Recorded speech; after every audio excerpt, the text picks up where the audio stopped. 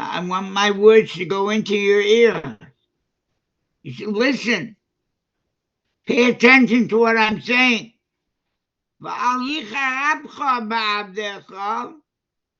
And don't get angry at me. Because, hey, simple meaning is that I honor you and respect you like Paro. But the Midrash and Rashi brings that, hey,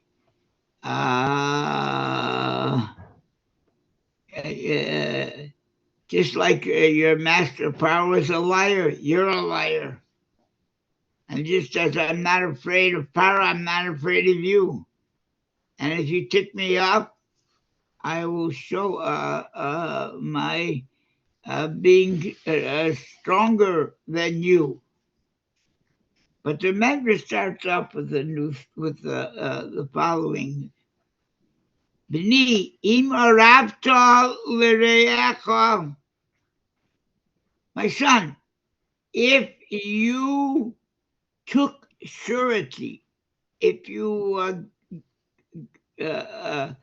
in Jewish life, I mean, there's you take a loan. You usually a guy says, "Well, listen, I'm not giving you the loan unless you get me a guarantor." That's called a rave. Somebody who's responsible that if you don't pay, he'll pay.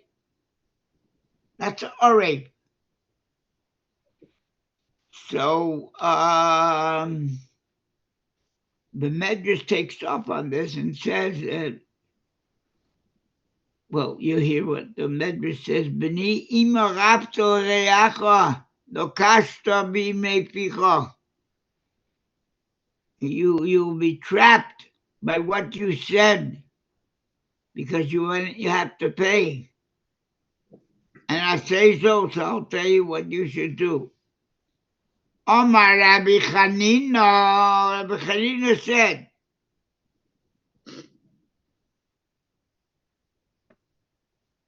it makes an important statement, and everybody should take note of this. Rabbi Chanina was one of the foremost sages. Brach min shalosh v'hidabek b'shalosh. I'm telling you, run away from 3 actions. Don't take them. V'hidabek b'shalosh. And cling to 3. Watch out from 3, run away from them. And hidabek b'shalosh. And cling to 3. Brach mina pigdonos. Run away from receiving pigdonos. Pigdonos means a guy who says, look, I'm going away, I'm going on a trip. Please watch my the jewelry that I have in the house. I'm leaving with you. My Rolex watch, I can't, I don't want to, I'm going to a country, I'm not sure what, I'm afraid to take this with me. I'm leaving it with you. So Rabbi Chanina says, hey, you're going to have trouble from this. If you accept it, run away. Because all kinds of things can happen, and you might not be able to give it back to him, and then he'll want you to pay for it. And taking pigdonos, items that are for safekeeping, that's stay away from it. It's not it'll give you trouble.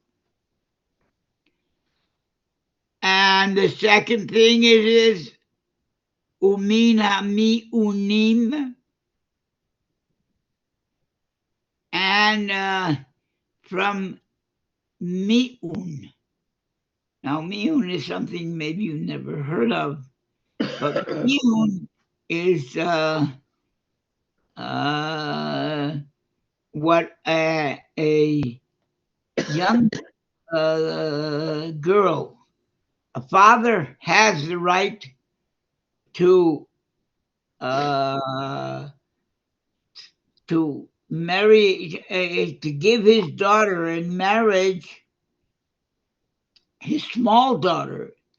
She's not mature yet. She's under the age of what is it? 11. Yet the father can marry her off, and he has to in this in a mature girl, one who's over 12, she gets the money for her kiddushin, and not the father.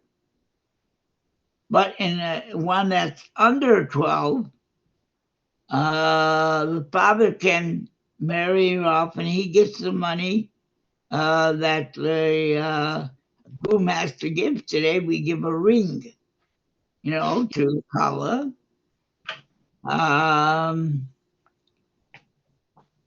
But the rabbis, this is a rabbinic kiddushin, and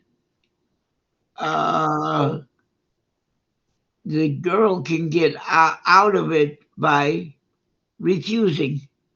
Anytime I don't want this marriage, I want to leave. And miyun means refusing. Now, if she asks your advice, stay out of it. You're just going to get yourself in trouble if you advise her. And so stay out of a situation like that. And then mil'asois arvis bein adam lechabero, and stay away from becoming a backer of a loan. That you'll be responsible if the if the borrower won't pay the lender, I'll pay. Oh, he's my best friend. I'll take responsibility. That means an orev means a guarantor.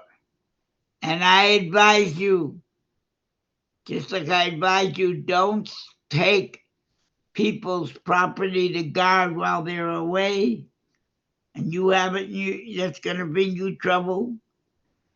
And don't advise a young lady who was in a marriage that she didn't receive anything for it, and she wants to get out of it. Don't give your advice, because she might have been the best thing for her, and if you advise her she should get out of it, you're going to be in trouble. And don't back a loan, because you might have to pay it off. So those are 3 things to stay away from.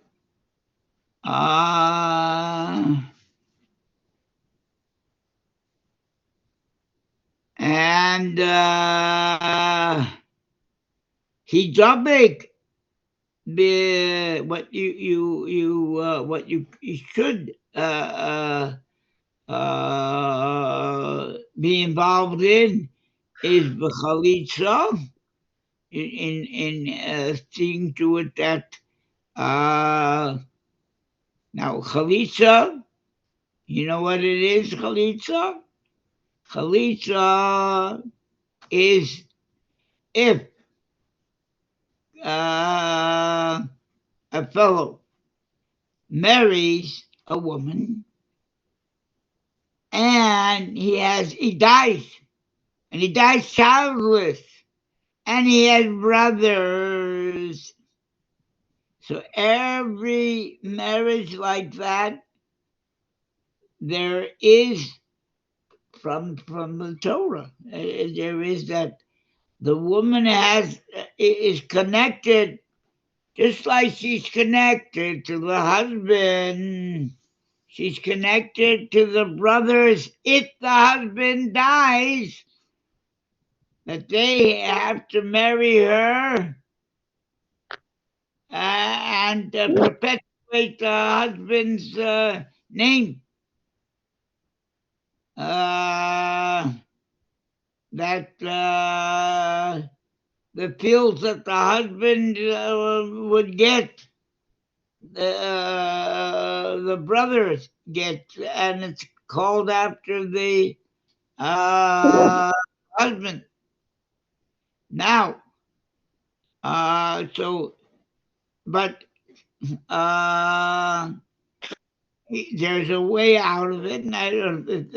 None of the brothers want to take her.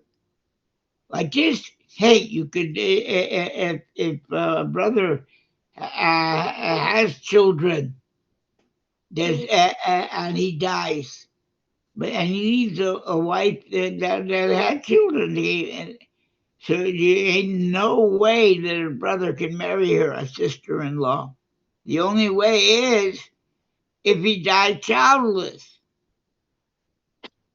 But there's a way, even if he died childless, that the brothers, we don't want. So there's a divorce that's called not divorce, a get, but a chalitza. That she is a ceremony where she takes off his shoe and spits in his face and say, "Cursed is the one who doesn't want to build his brother's house." And that's what we do today. Nobody, because the rabbis knew that there wasn't anybody who was big enough to do it only because he wants to build a brother's house. They do it because, hey, the brother's wife is very beautiful, and she's very rich, and that's why they want to marry her. And that's not the intent. The intent was only to build to promote that there should be the brothers should be remembered. But so there's a second way, and that's called chalitza, where you have that ceremony. I think I've told you before. There's one time in my whole rabbinic career that I was involved in a thing like that, and was part of a beis din. It has to be done in part of a beis din, and there's a special shoe that's described in the Torah that you have to have a special shoe. The rabbis have it in their some great rabbis. It's got to be a real great rabbi to be the head of a beis like this. I was a member of beis, but I wouldn't take that responsibility to take responsibility for that. Chalitza. But that is something, that you don't worry about that. You would never get into any trouble if you're part of a beis din of chalitza. And so that's what you don't have to worry about. You can connect to that. Ubaforas nidorim, and to canceling if a person made a neder and I'm not going to eat steak. And then the person, even if it's for I'm not going to eat steak for a year, for whatever. I'm not going to drink wine for a year. And but you regret having made that neder. So a Rav, you can go to a Rav, and the Rav can cancel it, neder, and you can get out of it. So that you don't have to worry about. You can that's called haporas nidorim, breaking vows. Here's something. Get this, the third thing that you should hidobek, cleave to it, get involved in it. Shalom sheben adam lechavero. Trying to make peace between a person and his friend. If something spoiled their relationship and now they're not friends, try to see to bring them together again. And we find, Aaron, Moshe's brother, was a person like that. He would go if he knew the two guys were enemies, or became enemies, became unfriendly to each other, had some kind of a dispute. I would go to one of them and say, Reuben really wants to make up with you. And he never spoke to Reuben. And he's telling him a little white lie. Reuben never talked to Aaron about that. And then he would go to Shimon, and that's the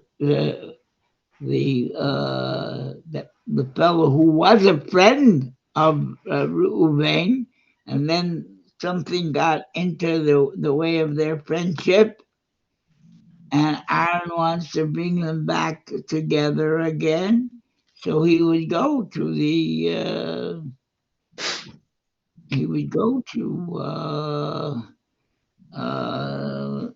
first to Reuben and say, "Hey, Shimon wants to make up with you." He told me, and he would go to Reuben and say to Shimon and say, "Reuben wants to make up with you," and you know, and this was Levi who was trying to get them together, and that's what you should try to do. This is what you should cleave to do. This kind of activity. The other three things, stay away from it. This activity that's going to really bring you trouble, being a guarantee for a loan, and or accepting the picodon, something that you should be a guard over. Somebody's leaving a piece of jewelry or property in your hands. Stay away from that, and stay away from advising about meal. This marriage of a girl under 12 and advising her that she should or shouldn't. Really, that she should, but she might regret it later. And you'll be messed up for taking the role of an advisor in this uh, marriage. You become involved in uh,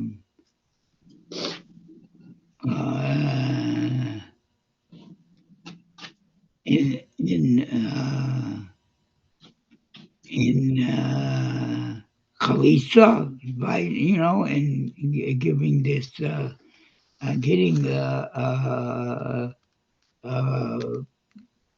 brothers, getting them out of their bond with brothers' wife who was childless, and try to make that happen through chalitza, and then this Haporos Nedarim, you can get involved. You won't get messed up by breaking the guy's. You're being a Rav, and you can break somebody's vow, and thirdly, making friends between uh, two Jews. That's a big mitzvah, and B, hidabek. Hidabek means that get yourself glued, bound to a situation where you make friends between uh,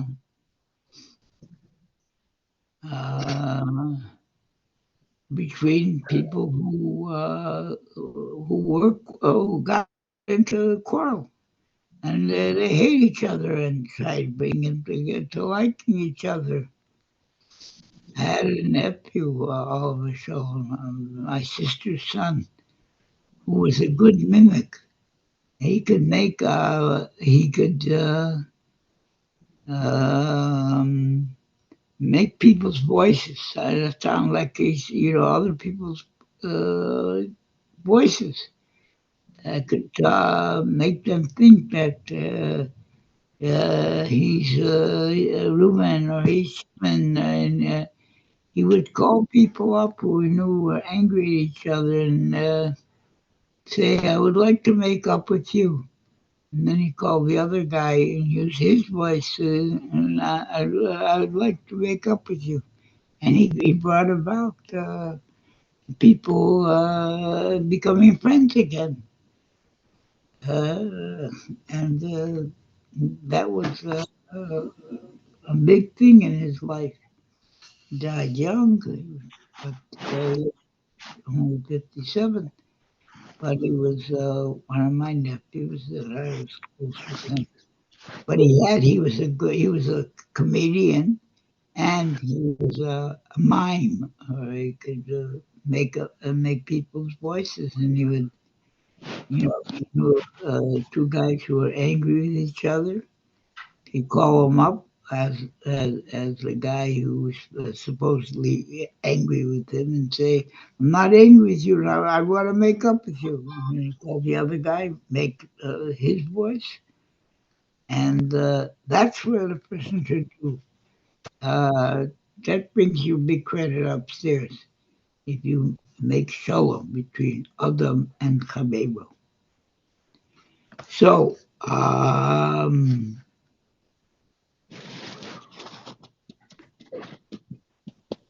So, here, how do we get onto this in our parsha here? Because Judah was a Oreb. He was a backer. He told his father, I'll bring him back to you. I took surety for him that he'll be returned to his father. And now he's telling the viceroy of Egypt, whom he doesn't know yet, that that's Joseph. And now if you don't let me bring him back, if I go and say that we can't go back unless the viceroy wants to see our little brother. And Yaakov didn't want to let Binyamin go down. And Abraham took surety. Yehuda took surety. He was an Oreb. And look at the situation now that he's in because he's an Oreb. And this is what the Amorah said, 3 things keep away from and 3 things get involved with. And this is one of the things to keep away from, to being an Oreb. Look at the trouble he was in. And he ultimately he says, "Eich ela abi v'hanar einenu imi." How could I go up to my father and the young lad isn't with me? And the Darshanim, rabbis giving sermons, always use this as a line. How can we go to our Father in heaven and the youth is not with us? And that's when Yosef broke down and he cried, and he ultimately revealed himself to the brothers.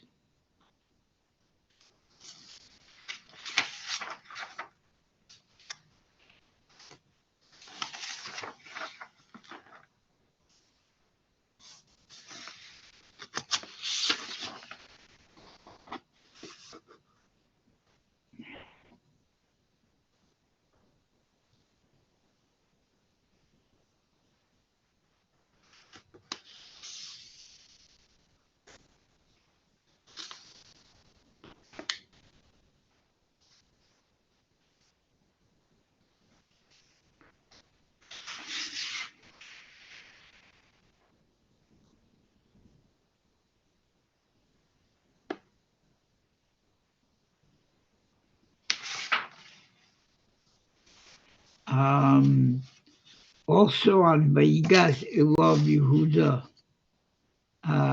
the Midrash says, three opinions.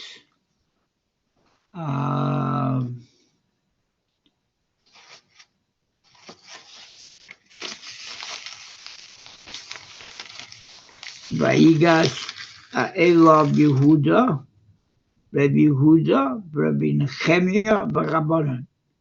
There are two opinions, and they're all of them are correct, and they explain what does that mean. He came close. Vayigash Elav Yehuda. Rabbi Yehuda, Rabbi Nehemiah, Rabbanan.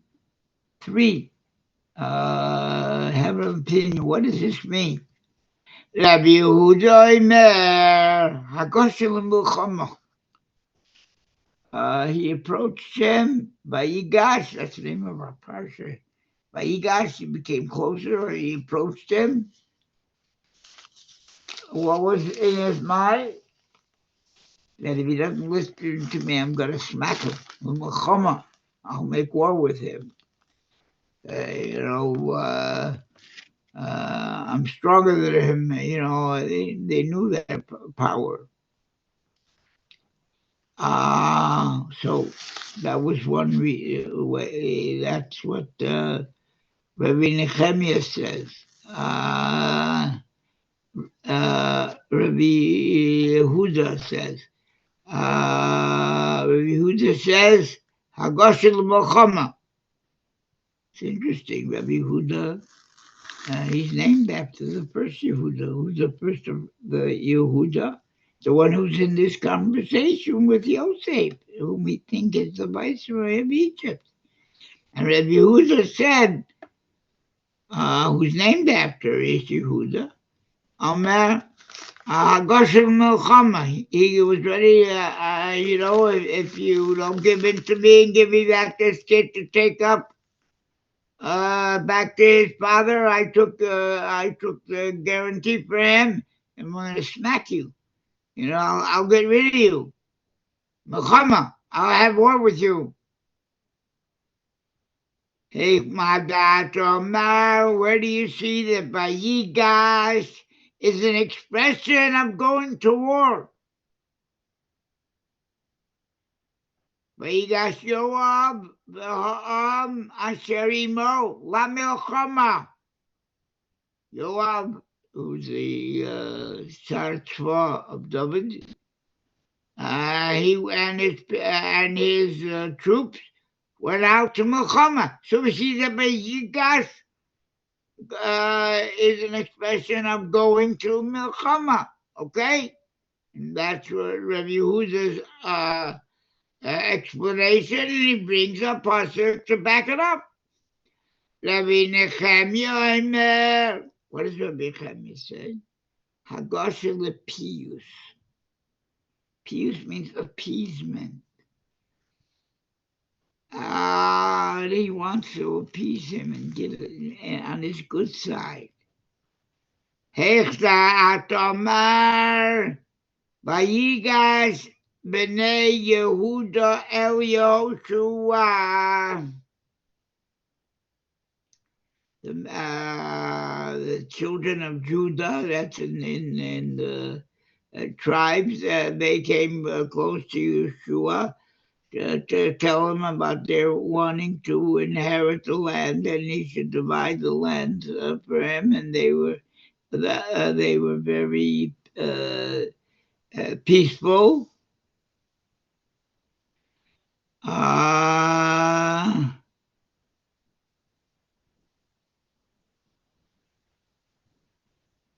And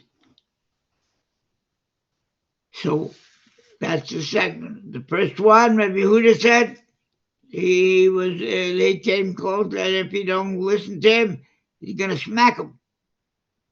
And here he wants to bribe it. The Paisha, he wants to get on his good side. And that's Rabbi Nechemia. Rabbanan Amru, the Rabbanan said, Hagasha Litzvila.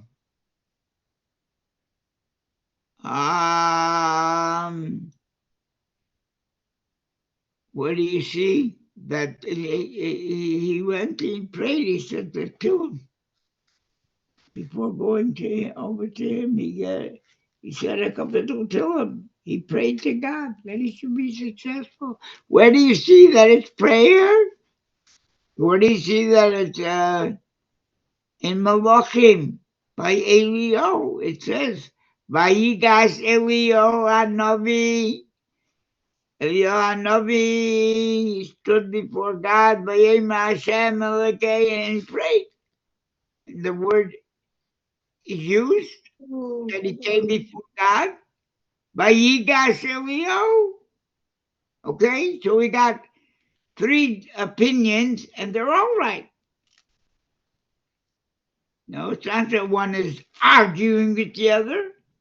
He's just saying another opinion, and they're all right. He went that if he couldn't get it back peacefully, he's going to smack him. He's going to he'll beat him up. He'll no longer be the viceroy. And Nehemiah said he wants to bribe him, make peace with him. That he should give him a gift. That he should relax his stringent opinion and demand that not let the little young Binyamin go back to his father. And the Rabbanan saying that's the majority. He said a couple to kill them. And bring from proof from Eliyahu. Vayigash, you see the word Yigash is, and Eliyahu is going forth before God to pray. And interestingly enough, and that's when throughout history, but mostly in the medieval times, when Jews had to, they lived in foreign countries, and when they had to go to leaders of the countries to annul a decree or to get something major from them, they would always study the Parsha of Vayishlach and learn and see over the way Yaakov knew they have to approach Esav, and it's the same three things that they learned how Yaakov approached him. He sent him a gift.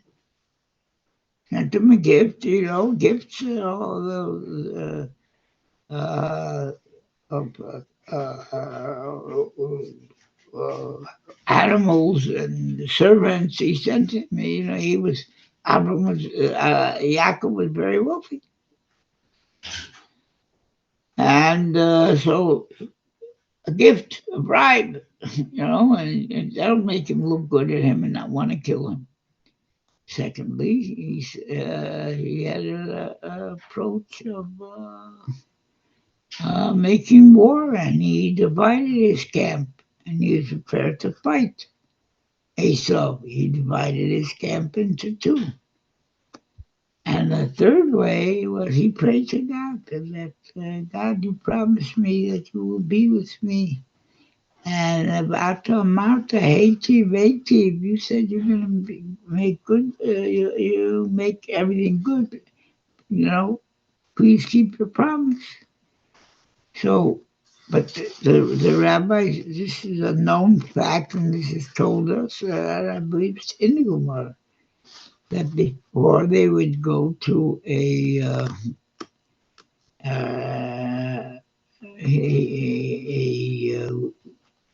king, prime minister, president, they would study the approach of Yaakov going to Esau. It's not a Gemara, but it's in Jewish law.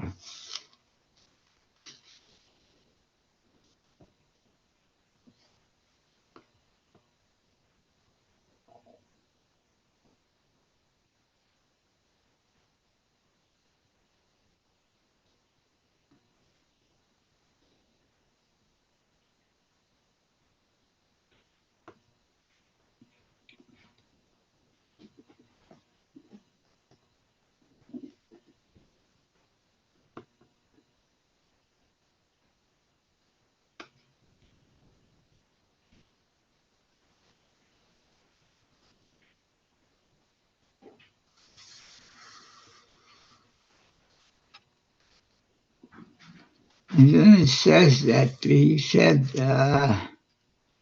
I'm coming for these to Joseph, to Yehuda said to Yosef,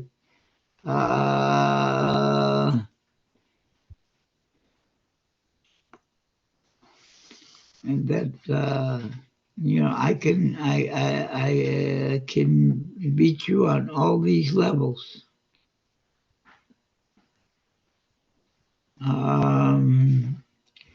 And he says, "Be Adoni." What Yosef Yehuda says to Yosef, "Be Adoni."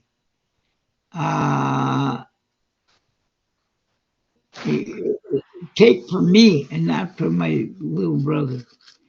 I can take me as prisoner, below bay, not my brother. And he says what? Im lememalemayim ano. I'm better at anything, I can draw water better than him. Im lishamsha. I and in doing work, I can do more work better than him. Im lemifsakisin ana. And I am better in the mitzvah kitchen. If you want someone to draw water, I'm better than him. If you want someone to serve, I am better than him. If you want someone to chop wood, I am better than him. So take me, and I'll be your servant. So and this is what, you know, what Joseph wanted to see. He was teaching them. He wanted to see how far would the brothers go. And they're, they're making up for what they didn't do with him.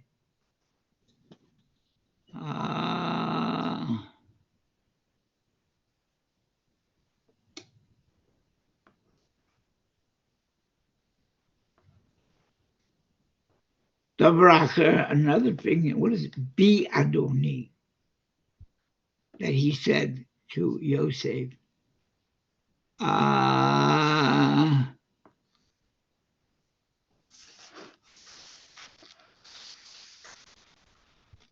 The Midrash presents different understanding of what Judah was hinting to with his use of the word be in me.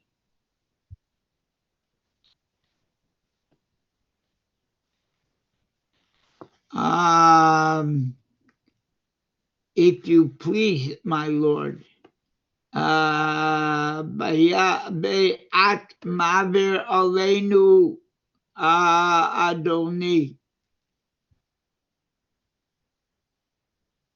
Judah said to Joseph, a complaint of injustice you are passing upon us, my Lord. You are causing us to cry out against the injustice you are inflicting upon us. Now he was cursing him out.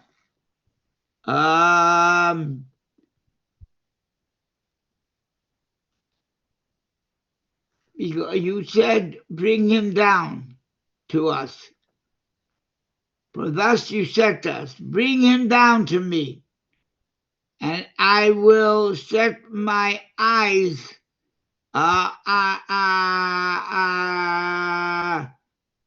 which that I want to see him.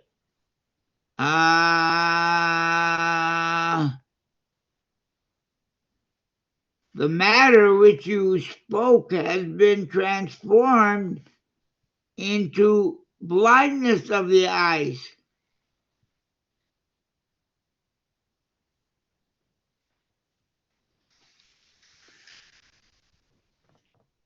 And he said, Zuhi Asomas Ayin. This is what you're doing now, framing him, not letting him go back to him. He said that he found his golden figures in Binyamin's sacks of food, and it was placed there by his men, and Yehuda knew that.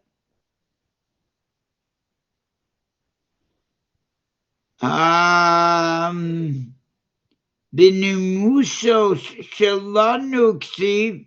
Hey, you found that he stole something from you. In our laws, it says, in Enlo Venimkar Bignu Bosoy. In our laws, if somebody can't pay, then he's sold as a slave. But this kid, Yesel Shalim, he can pay.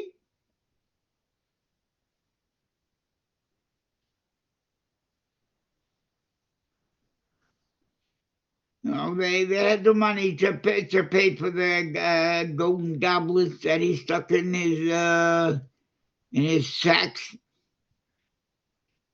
But Yesel was Shalim. So it's an injustice. Yidaber na avdecha davar. I'm going to say something to you. Yikansu dvari bi'aznecha. I want you to get this. Let my words, what I'm going to see now, listen. Let it go into your ears. Ziknasa shel zeh this young kid's great-grandmother, Sarah, is, this is Yaakov is a child. Yaakov is a grandson of Sarah. Sarah's son was Yitzchak. Yitzchak's son was Yaakov. And Yaakov's son was Binyamin. So he's a great-grandson of Sarah.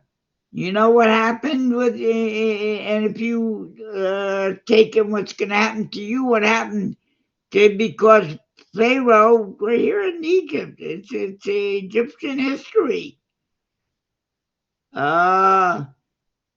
Remember, Abram tried to hide Sarah,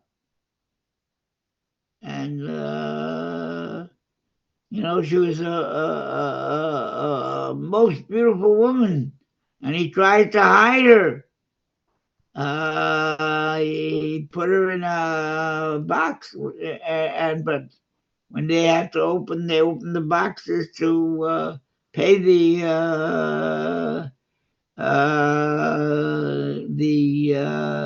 pay the fees of bringing stuff into a country, and they discovered her, and she's a beauty, and each one said, "Hey, this one we got to bring to Pharaoh. He'll reward us handsomely because she's so beautiful, and we'll give him to Pharaoh to be his wife." And he made up with Sarah, "Don't say that I'm your husband. Say I'm your brother. Otherwise they'll kill me, and they're not going to do adultery, but they'll do murder." And so, okay, and she agrees to that, and Pharaoh takes her.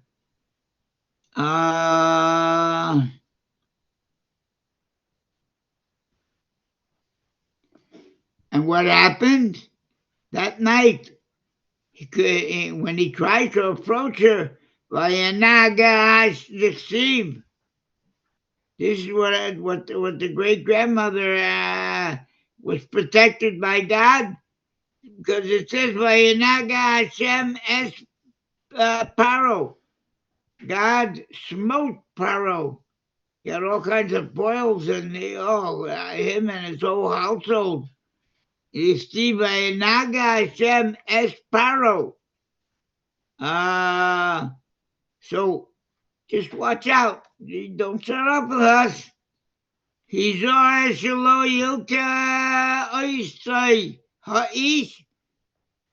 said, be careful that he's speaking to, calling him in the third person.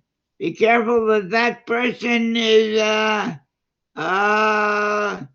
Pharaoh got leprosy, and you're going to get leprosy if you monkey around with my grandmother's great-grandson. We got a family that God's with us. And you should know also, a very sad thing happened with the mother of this kid, Binyamin. Imo shel zeh lo mesa ela mikloluso shel Abba. Unfortunately, the mother of Benjamin died because of the father who inadvertently said, "Min Tamon Misaslo," from something he said. The mother died when Laban ran after Yaakov, and Yaakov didn't know that Rachel tried to get her father away from idolatry, and she stole his idols, and she hid them amongst her property. And when they had their confrontation, and he tells him, I'm stronger than you, Laban says to Jacob, and I can decimate you, but your God appeared to me and said I shouldn't threaten you with anything. Or I'll finish. God said I'll finish you. Okay, I'm not going to do anything to you because your God is stronger than me. But why did you steal my gods? Jacob didn't know that she stole it. And he said, the one who stole your gods will not live. Or was he sorry that he said that? But who was the one that stole Laban's gods? Rachel. And from that, where he said that tzaddik, she died.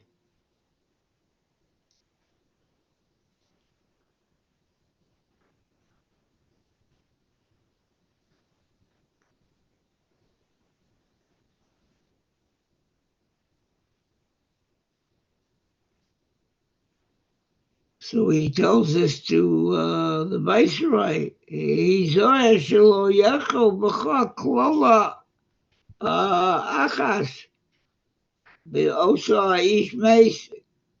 Be careful, watch out for any curse that we say will curse you and you'll die. And then he tells him something else.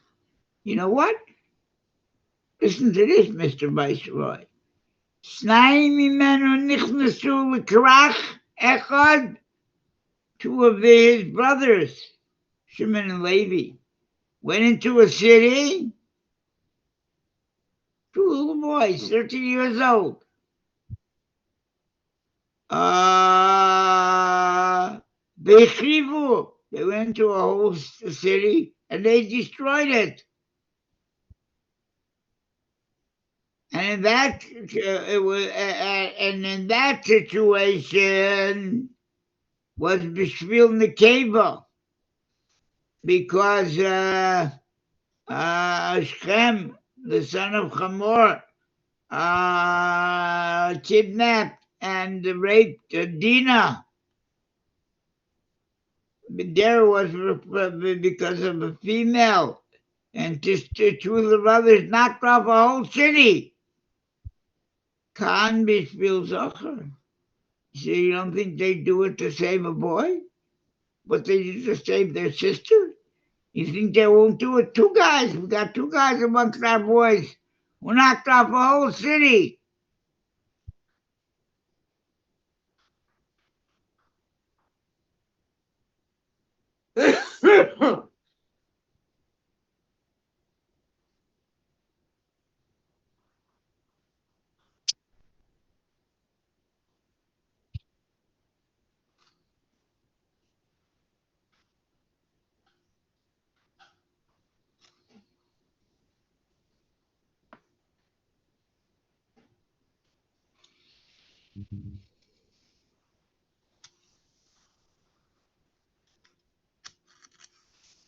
So that's what Yehuda was telling Joseph. I want to get him something else here. And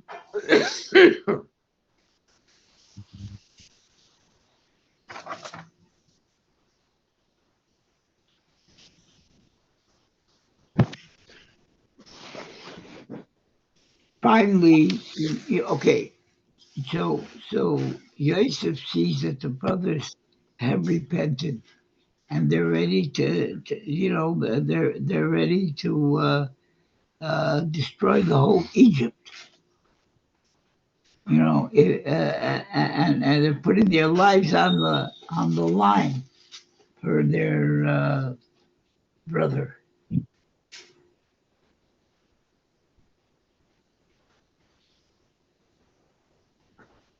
So it says that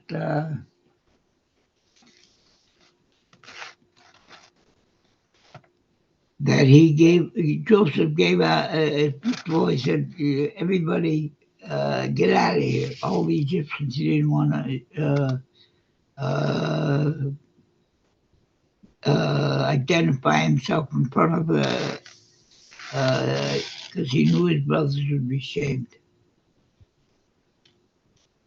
And so Vayitain Eskolo Bechim, then he cried when he revealed himself.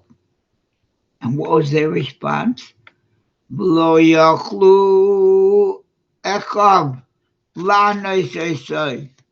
The brothers couldn't answer him.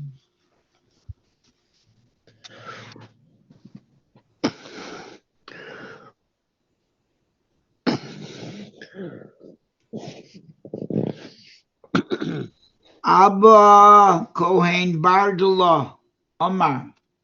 Abba the Kohen of Bardullah city. Omar. Oy lanu madin. Oy, we're all gonna be judged. When God reveals himself to us and says, and we're going to be held accountable. Ay lanu miyaim for our day of rebuke. Bilam chacham shel hagoyim. Bilam, who was the wisest of all the nations, lo yochel lamoy b'teichachta shel asono. He couldn't reply to the rebuke of his donkey. Like it says, who's the chsiva, asking his country, la'asos lecha, Ko? Why did you beat me 3 times? Did I ever not listen to you? And he said, no, he couldn't answer anything to defend himself. Yosef Ketanon Shel Shvatim Haya. Joseph, who was the youngest of the Shvatim, actually it was second to the youngest, but here in this case, he was from the youngest of the Shvatim Haya. And nonetheless,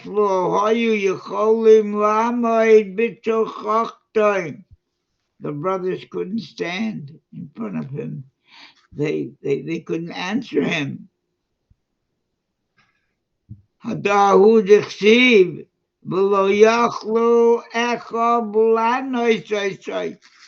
He was younger than all them. Now this is Joseph. He's our young brother.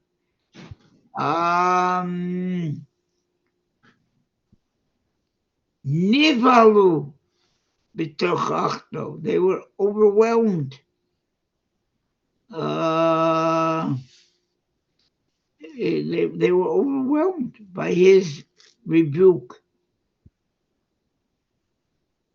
That's what it means that Dohu dechtiv lo yachlu echav la'anoso ki nivalu b'efolav. The brothers couldn't answer him. He just said, I need Yosef. And they were so shocked and overwhelmed, and they couldn't answer him because they knew. He didn't even accuse them, but they knew what they did. And they were shocked, and they couldn't answer. So Bilam couldn't answer his donkey. The brothers couldn't answer when they were rebuked by when Yosef revealed himself to them. And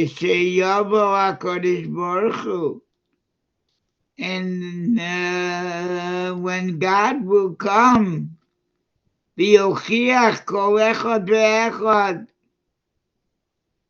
and God rebukes kol echad ve'echad, each and every one of us, lefi ma shehu, by according to what we did. Shenemar ochichacha be'echa leinecha. Pasuk in Tehillim, I will rebuke you and evaluate you in front of your eyes. So if the brother Bilam was overwhelmed by his donkey's reproach, and the brothers of Yosef were overwhelmed and couldn't answer Joseph, what are we going to do? The Kishayovo HaKadosh Baruch Hu. When the Holy One, blessed be He, comes to everyone, Kol echad ve'echad, lefi ma shehu, according to everyone what he is, and God knows what he is. Shenemar ochicha ve'echa lefeinecha, I will rebuke you to your eyes. Alachas v'kama v'kama. How much more so are we going to be overwhelmed? This can mean in the end of days when Mashiach comes, and that's like the revelation of God in the world. Nobody will be able, there will be no atheists when Mashiach comes. Mashiach is the instrument of God, and God becomes revealed in the world. Mashiach has to build a temple. That's how he proves that he's Mashiach. And he's God's instrument to build the temple. He's the next Navi. Only a Navi can know exactly where the Makom HaKodesh, where the holy places are, where the ark was, where the Mizbeach was. It has to be inches, and and that realization, we're paced by the God Almighty, how embarrassed we will be from what our needs are, how overwhelmed we will be.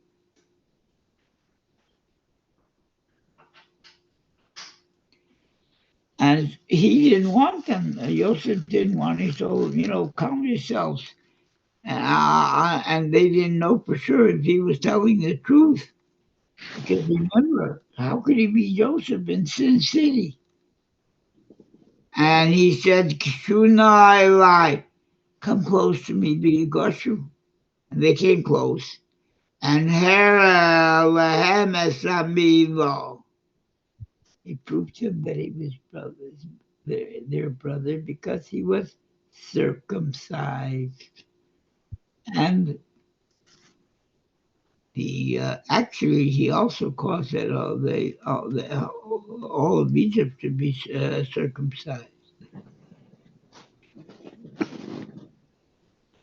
And then he says to them, I'm Joseph, v'atoloatem shalachtem. You weren't the ones that got me down here. Look, I'm the king, the vice king of the whole Egypt, and God sent me down here that I should be able to provide for you, so you don't have to worry.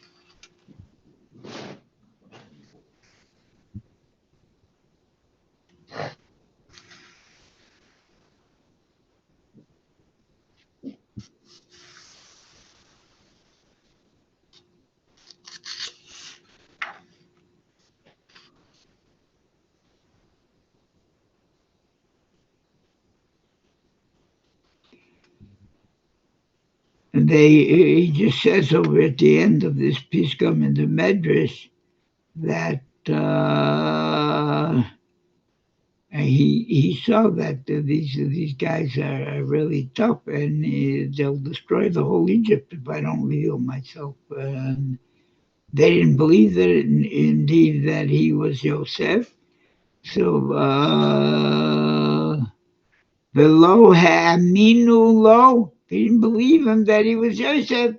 Ad shepora atzmo b'herolahem amilo, until he revealed himself as a Jew, the Milah. Then one more piece says, Vayipol when he revealed himself, Vayipol al Sabore Binyamin, Ek Achiv Vayevk. He fell on the shoulders, on the neck, on the necks of Binyamin, his brother, and he cried. So the Midrash asked, B'chi Shnei Saborim, Hayalo Binyamin. What do you mean he fell on the necks, plural, of Binyamin? He had two necks. Ela Amar Rabbi Eliezer ben Pedosh. Rabbi Eliezer, son of Pedosh, said, Yosef ra b'ruach HaKodesh. Yosef saw through the divine spirit, Shesnei botei hamikdoshos hasidin libonos. There will be in the future 2 temples built. Bechelko shel Binyamin. Where were the temples built? In the territory that was given to Binyamin. And what's going to be with those 2 temples? Basidin lichorev. And they're going to be destroyed. So,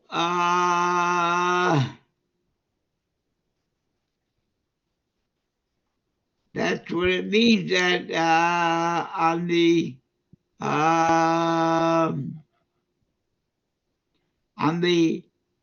necks, meaning the 2 temples that were built in Binyamin's property. And what did Binyamin cry? On his neck, singular.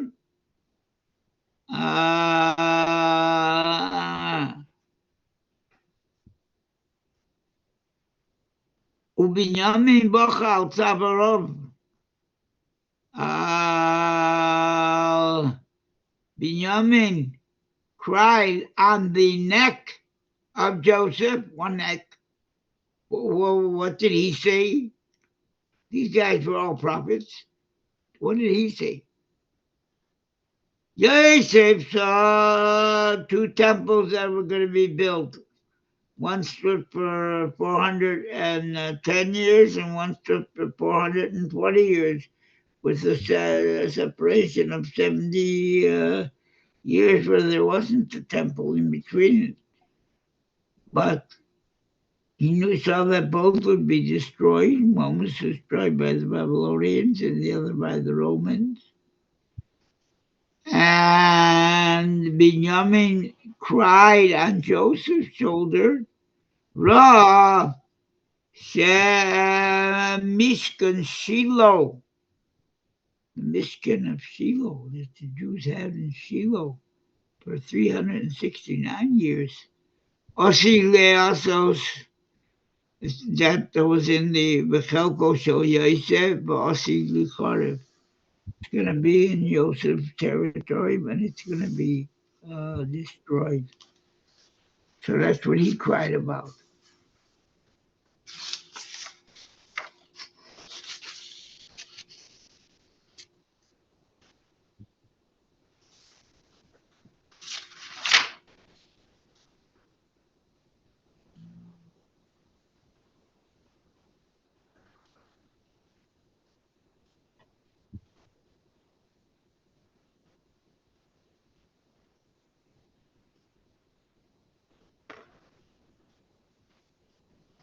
He says, Vayigash Kolo Bebechi.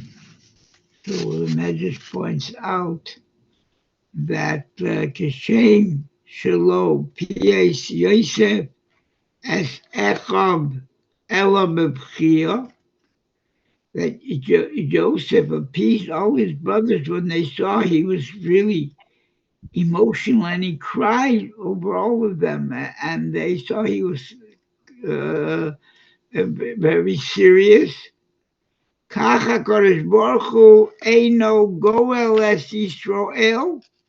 God will not redeem Israel with the coming of Mashiach. El Mitoch B'chia, there'll be tears. Just as it says, B'chi Yavo B'sachnunim Ovilom. They will come in tears, and with supplication I will bring them. I will bring them. It's a pasuk in Yirmiyahu. It'll be through tears. Okay, 9:30. Our next year. Tomorrow is a fast day. Those who can fast, if they can, it's what's called the Tzoma Asiri. It's mentioned in Zechariah, and it's the day that Jerusalem was surrounded, and the fast day begins about in an hour and a half before dawn. So you can eat till 6 o'clock in the morning. But it's a good day for special prayers. Everybody knows in terms of their physical condition, if they can fast or if not. It's not a Yom Kippur fast. But it's a day to say extra Tehillim and to daven more. And fast is probably over about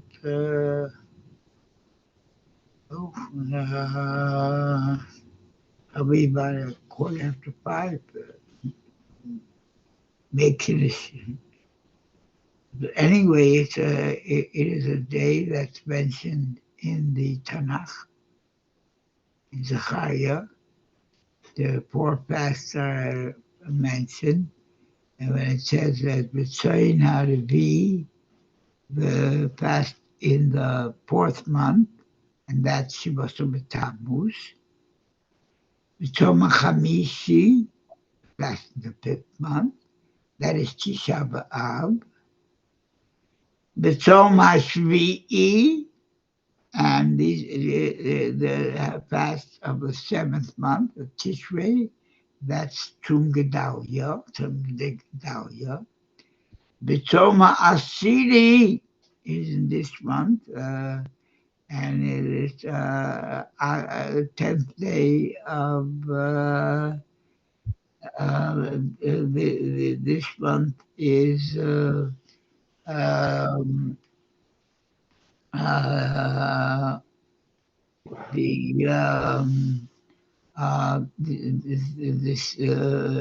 10th of Teves, sort of a Teves, and it says that these 4 fasts, they will be for the Jews days of feasting. You may simcha,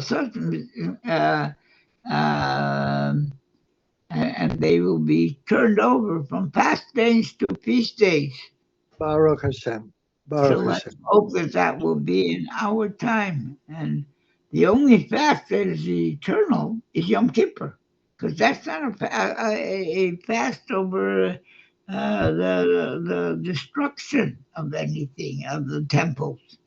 That's a fast to be angelic, and it's a fast of tshuva. So everybody a So the healthy. fast tomorrow is from about 6 to 5:15. Is that right? Yeah, you Okay. can eat, but if you're going to eat at 6, you have to, before you go to bed, you say, I'm not accepting the fast until it actually begins at about 6 o'clock. And then you can eat when if you get up 5:30 and you want to have a cup of coffee and some cake or whatever, a person could eat then. And that makes the fast not too long. It's about a 12-hour fast. And next week's class will be at 8 again. Also, Rabbi, is that right? Eight Yeah. o'clock next week. Yeah. Good. Anybody want to say anything? Is Berke on? I don't see No, it. Okay. Becca's not on, but good Shabbos, Rabbi. Have a very Vayigash, good Rabbi. Shabbos. A very joyous and fulfilling Shabbos to everybody. And Amen. we'll be in touch. Let's hope we'll hear good news from each other. Amen. Amen.